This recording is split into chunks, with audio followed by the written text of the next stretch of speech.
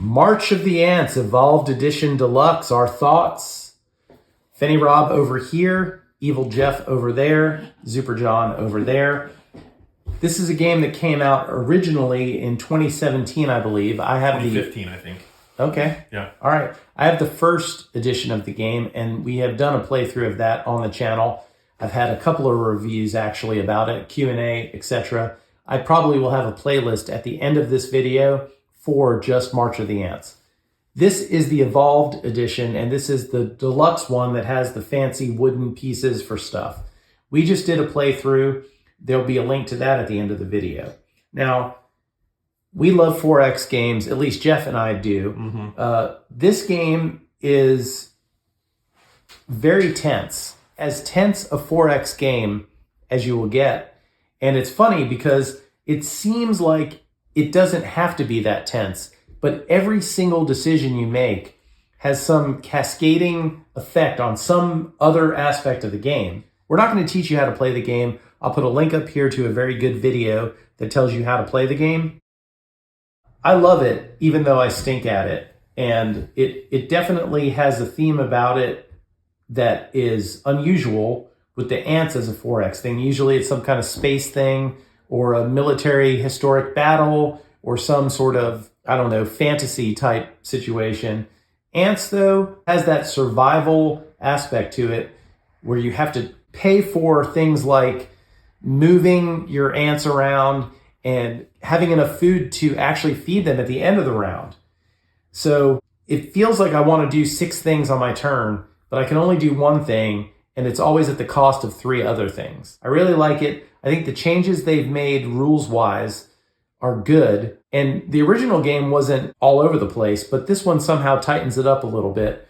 I'm sure we're going to talk about it some more. The only complaint I really have about this game, except that I'm not good at it, is the rules have a few things left out. It seems like in editing that affect the ease of play. You have to do some research to figure out things like, for one, nothing in the rule book says that when you rest, it says you can't do anything else when it's your turn, but it doesn't mention whether you can take a reaction. And it's little things like that one sentence in the rule book could have fixed that's not there, that makes it a little bit frustrating from that standpoint. I'm going to go with my final score straight up. This is like a 7.9 out of 10. It would be higher for me if the rules were easier right out of the gate. Jeff, what do you think? Yeah, well, as you mentioned, I really love 4X games, and this game is no exception. Love it. I like the artwork, the way that they did it. It just, the thematics of it makes you feel like you're actually in the earth being an ant. Everything about this is very similar to other games that we've played where every decision you make matters. And if you're not optimizing those decisions, you're likely not going to win. Now, when you talked about what is the formula for success, after 2 plays, which is all I've played this game, it seems to me that it really is all about the resources. I mean, I tried to run away with it in a different way, and I was resource poor, and you all were behind, but the person who generated more resources was able to ultimately succeed and come from behind. And I've seen that twice now with the gameplay that we've made. Now, I'm not saying that's the only way you can win the game, but it does seem very important to really have a lot of ants out there gathering those resources so that you can do things like, play cards or forage and explore and things like that. So I think my strategy next time would probably be more of, resource, but then there's going to be contention. Right. Well, I'm just going to interject here, if I may, that I see what you're saying, and I've played it with you the 2 times you've played it. Mm-hmm. I played it, I think, 4 or 5 times in the first edition. It's one of those games where the balance of when you can get enough resources to do enough to win, but not hoard the resources because they're required to actually do things. Yeah, right. So you need to spend food to explore. And food's very, very important. Yeah. But also, if you don't explore, you don't inhabit collection sites that allow you to get more resources during the game. Mm-hmm. So I think it's one of those games where the balance is the winner's going to have the right formula for that one playthrough. Yeah, and it is. I agree. Balance of but it's all about that decision making too, which is true of a lot of games. If you come up short by 1 point because you made one choice that had you not keep resources, but resources would have made the difference. But if you spent the resources. If you hadn't spent the resources, you wouldn't have even been in the position. Yeah, that's what's so great about this game, though, is that there's many choices to be made, and what is the correct decision at that point in the game? I haven't figured that out. But anyway, personally, love the game. I would say definitely an 8 for me out of 10. And I agree, there's some issues with the rule book. It's not a ton. No, there's about 4 things they could have been much clearer about that would have made an extra point in the game for me. It'd be an 8 point something. But at some point, I would love to try playing the game too with some of the other components. Right, because you have the asymmetrical sides of these ants, which we haven't played with yet. And that's going to add a little bit of a different power for each of the ants. So it gives you different paths to victory, which is kind of comical in one sense, because I think I would need to play this game a dozen times before I would get a sense of what it takes to win the base game every time, and then be, I'm bored, so let's add some asymmetrical things. Yeah, realistically, I don't know that I would play it that many times to get there, because this, at its surface, you look at it and say, okay, I've seen it, understand it. This is a machine building game. I'm going to build my machine to give me all the things I need. It is not. You cannot build a machine in this game. You have to get some food, but I got to spend it immediately. This is... Like we talk about resources, managing them, you're limited. You're very limited. If you explore, it costs you food, but you get the first dibs on moving out there. I think there's a lot to be said for the cards you draw and play, like how much that impacts what you have. My ability to move 2 ants from a larvae or move 2 larvae into a place that I just explored. Huge benefits for area control. That is one aspect of this game that is luck based as opposed to decision based. Is what cards you draw, and that's true. But that's the way it goes. Like, you could play a game and get trash cards essentially, and say, hey, these don't help me out. But the cards, like how you play those cards or not play the cards, will make the difference in this game.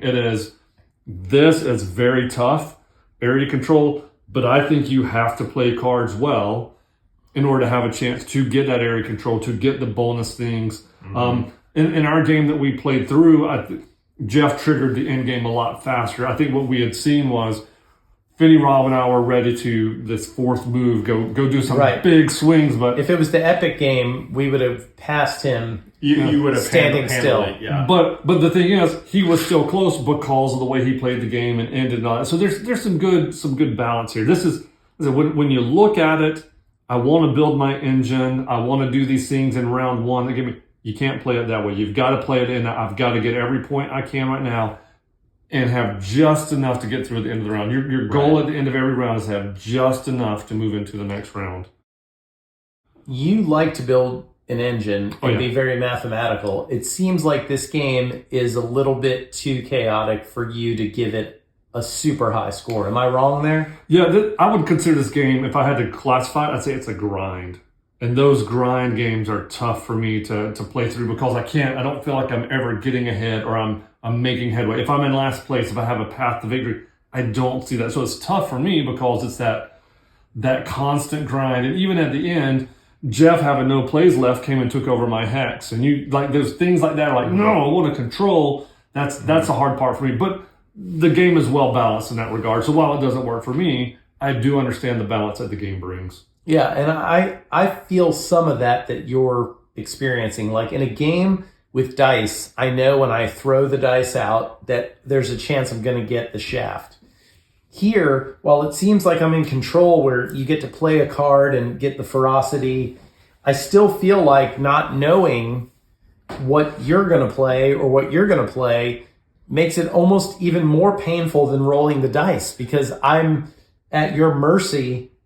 And you could say there's a sense of bluffing there, but I kind of felt like when you played a card, you knew that you had the right amount to beat me. Yeah. So it felt almost, like a letdown for me, knowing I was getting crushed. Where with the dice, you think, well, I've got 7 dice in my hand, I have a chance, and then you roll a bunch of ones. You're like, well, probabilities would have told me I had like 1,000 to 1 to get that, but it felt like I had a chance. Here, I don't feel like I have a chance. That chaotic feeling is, similar to what you experience too, like in El Grande, which is an area control game where classic game. You think you've got it covered here, and then all of a sudden somebody moves one guy in. It's like, things get shuffled around, and it's like, oh man, I just got blown out of the water. Yeah. So also, one thing I will note here in the way we played the game here, looking at this setup, is in the last hand I had the chance to explore, but I did not because of fear of the centipede. Like, so we battled here more because I didn't want to take the chance that I could explore, get another point, battle a centipede, lose things, whatever. It may have never come up, but there was the chance it was going to. So we were a much tighter board because that was an option we had to face. Yeah.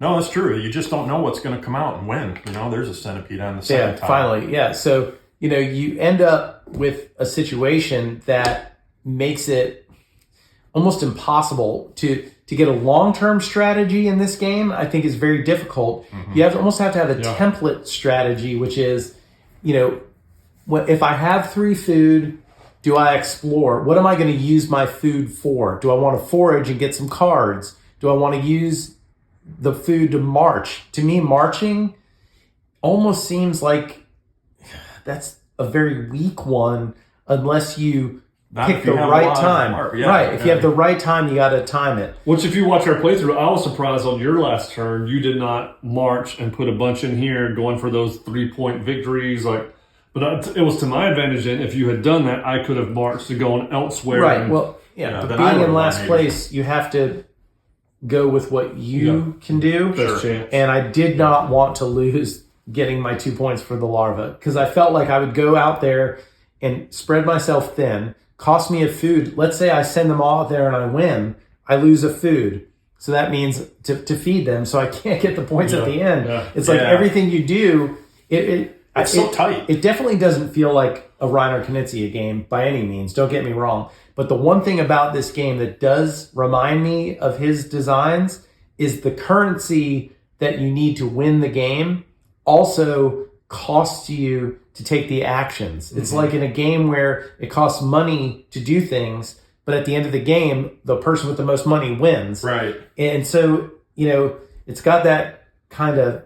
It reminds me of the game we played before, Grizzled, where it is just tough. Like, no matter what choice you make is a bad choice. What's the least bad choice? And there's no way you can win. But it does fit the theme. Unless you're yellow, in which case you... right. But it fits the theme of the game. When I think of ants and the way seems like there's millions of them and they're all piled upon each other and coexisting, if there's enough resources, there's no fighting.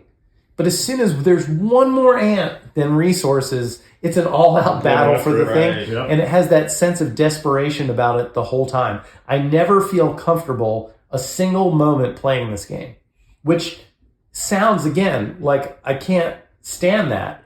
But I know going in for these 2 hours, and it's really a 2-hour or less game if you know what you're doing, which is pretty good for a 4X game. That's real tight.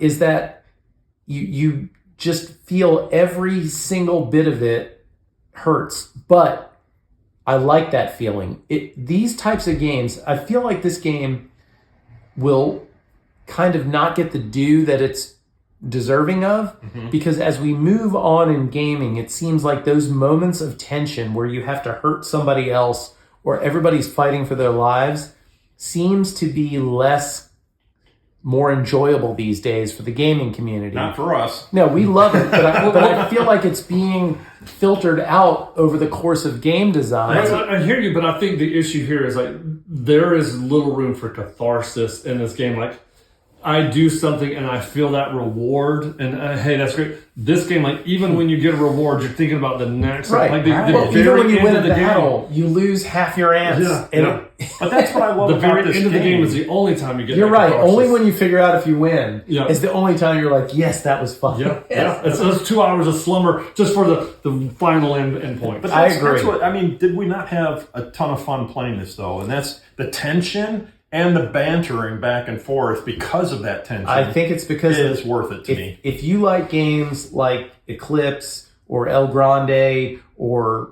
insert any 4X game, Yeah. area control game, you're going to probably like this game if you like the theme at all. But don't play it with somebody you hate. You will hate them more. Yeah, I mean, don't play it with your wife. it's not a cozy. It is not because you hate her. Speaking of people you hate. Because you will be hated. not a cozy game. Correct. All right, well, those are our thoughts. March of the Ants Evolved Edition Deluxe. By the way, the components, excellent. Yeah, awesome. All right, thank you for watching. Please like this video and subscribe to the channel.